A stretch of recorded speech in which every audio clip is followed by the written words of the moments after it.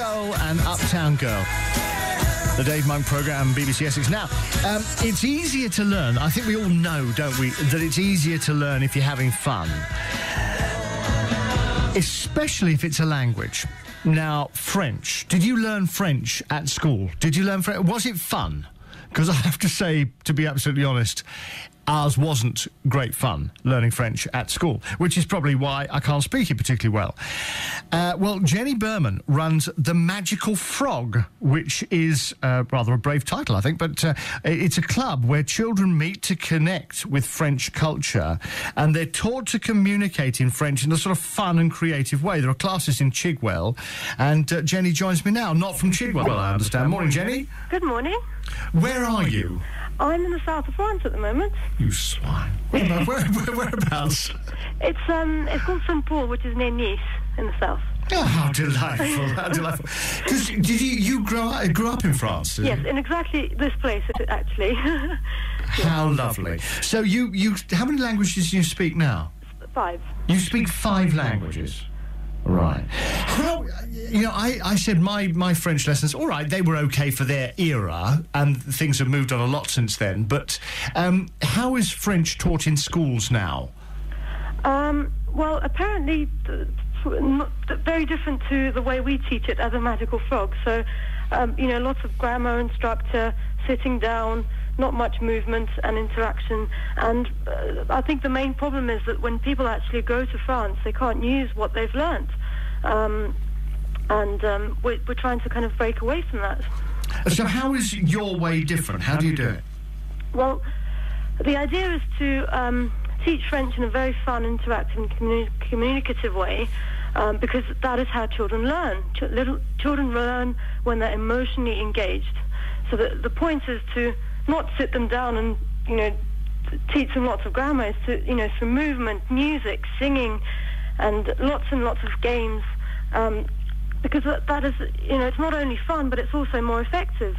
It is amazing, actually, when you think about it, that the teaching of languages has gone the way it has, because something as absolutely basic and fun as communication to be made so boring is quite a feat, really, isn't it? Yes, it is a shame, yes. It's amazing. So give me an example. You say you have a 7-year-old, 8-year-old child who's never learnt French before. Where do you start? Where do you start? Well, first of all, our classes are 90% or even 99% in French. So I use the methods that were used with me when I was actually learning other language, which is total immersion. I learned French and other languages while I was in the country. So I'm trying to use that same technique at the Magical Frog. And so it's very important to bring out that natural desire for the child to want to communicate. So if the child wants to understand, wants to be understood, if you can bring that out, that is the most important thing. And also if you can bring out that enthusiasm for learning another language, that is also very important, and that is what we do. But if they have no building bricks, they can't build the castle, can they? Well, they can. I mean, you start very, very slowly. You start with flashcards, you start with, movements and pictures, and, it's very visual and very, use a lot of movement and things like that. And, the child is always participating. They're not just, sitting there and looking at a board, staring at a board. Well, try it with us all now, okay? Is it possible over the radio? Can we all have a go? I don't have This is your little task pour le jour. Well, no, I mean... that's quite a challenge. Because it is very visual, isn't it? Yes, it is, as you say, it's action, it's visual. Absolutely. Children... It worries me that children are not learning languages now. It worries me that we are incredibly lazy at languages now, because you've got to communicate with other places in the world. Conversely, of course, everybody speaks English, so why bother? Yes. Well, this is the one thing I noticed, professionally as a teacher of foreign languages, and also just in my, during my travels outside work, I noticed that everybody who I met who was bilingual, multilingual, was not from an English-speaking country, and this is something that was, very obvious to me. And I thought, my goodness, I have to do something about this. At least I think as English people need to learn at least the language of their neighbours. And is it going to spread? Do you think, or do you think the schools will just say, "Oh, we can't be bothered anymore"? Well, I think there have been some changes recently. Obviously, not as big as the changes that have taken place with the English language in other countries, but I think very, very slowly there has been some improvement, and I'm hoping to see more improvements in that department in future. But children also should be taught languages with food and with, as you say, play. But it's living life that teaches languages, isn't it?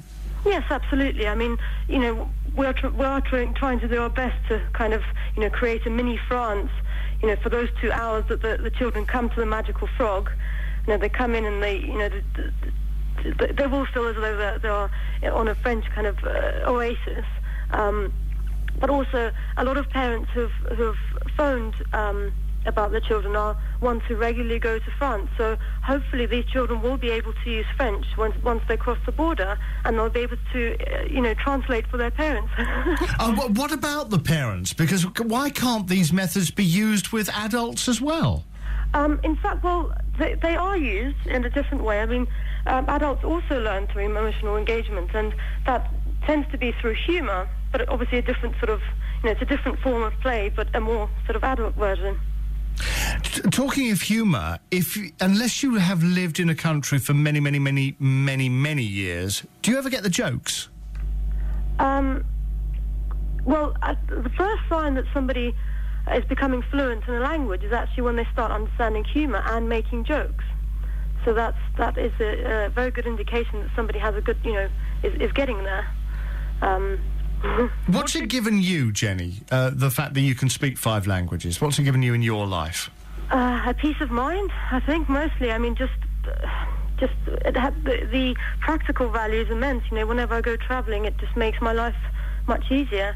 And also, in the very competitive job market today, I think it's very important to learn another language. Jenny, I'll let you get on with being wonderful in France. Thank you very much indeed. Jenny Berman there from the Magical Frog, which operates in Chigwell.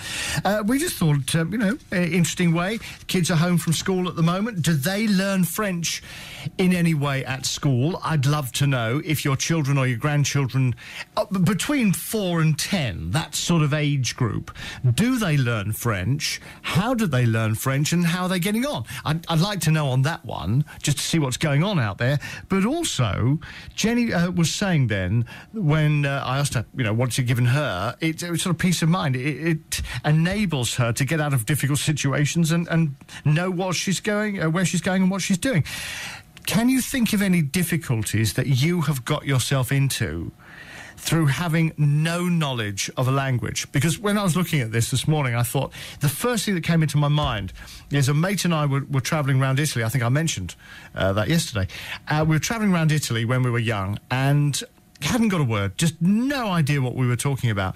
Got on the wrong train, ended up going in entirely the wrong direction, and instead of ending up on the coast where we wanted to be, ended up right slap bang in the middle of Italy where the train stopped, and we had to pile out. No idea what to do. BBC Essex. The Guide.